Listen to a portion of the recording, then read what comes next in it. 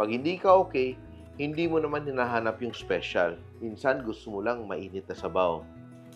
Yung magaan sa tiyan, madaling kainin. Yung tipong lutong bahay lang.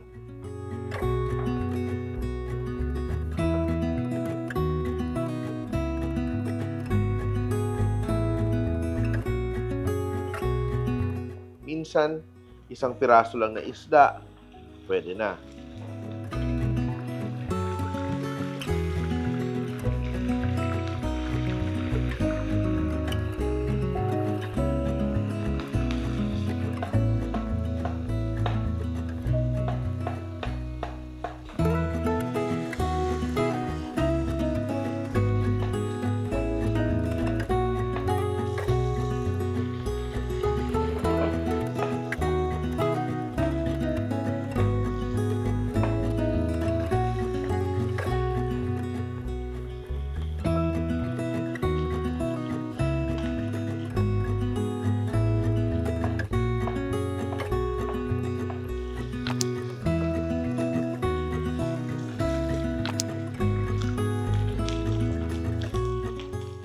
Tama lang na pampagana. Minsan talaga, sobrang trabaho, sobrang stress, problema. Pero babalik ka talaga sa anong nakasanayan mo.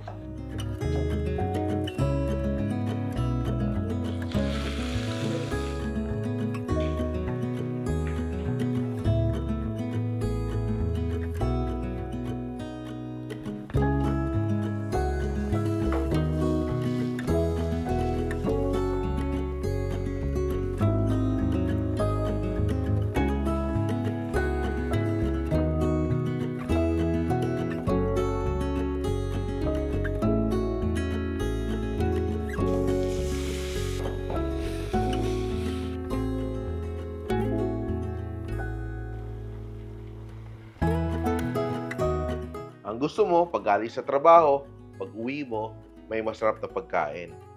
Pero pag wala naman, magluluto ka lang ng simple. As long as kontento ka, pwede na.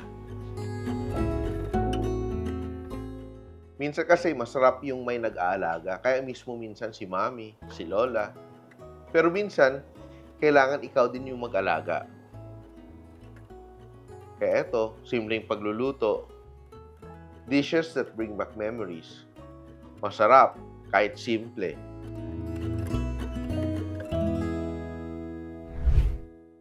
One of the dishes na kakalimutan ko na, eto, napakasimple. Tinatawag namin itong kinamunggayan. So, whatever fish or protein you have, konting prito, ginagawa mong sabaw with malunggay, nutritious. Eto ngayon, I'm not feeling very well. Perfect na perfect siya. And one thing you can do actually, sa isang protein, isang ingredient, gagawa ka ng dalawang ulam. So, ito, meron tayong kinamunggayan and napakasimpleng escabecheng isda. And if you still haven't subscribed to the Simple.ph YouTube channel, you should subscribe now. At ang ninuluto natin, napakasimple, pang araw-araw na putahe. Something you will enjoy and something you should probably teach your kids to enjoy as well. And, let me taste. Nothing fancy. Very clean, flavor of ginger, a little bit of tanginess from the tomato, and you can add whatever vegetable you like. So, pwedeng talong, pwedeng kamote, pwedeng kalabasa, whatever you want, just add it here. Today, gumamit tayo ng upo. But, it's very versatile, simple soup. And ito, sweet and sour, Filipino style, pang probinsya. Probinsyang luto, napakasarap. Kaya, enjoy kayo. Try cooking this at home and enjoy simple dishes just like this.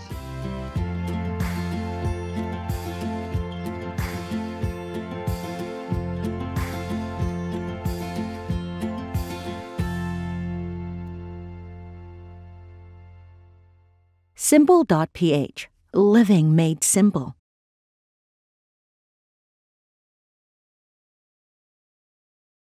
So, uling ha, dapat uling na nakasiga na, di ba? Opo. Nagiging mabango, parang lumalabas yung parang sweet smell ng ating coconut. So yung TEDS is ano talaga siya, American and Asian comfort food. May konting Filipino especially sa breakfast. But mainly talaga, American diner yung type of food niya. We decided to highlight yung local naman and the heirloom, yung recipes ng mga lola and mom namin. So, yun.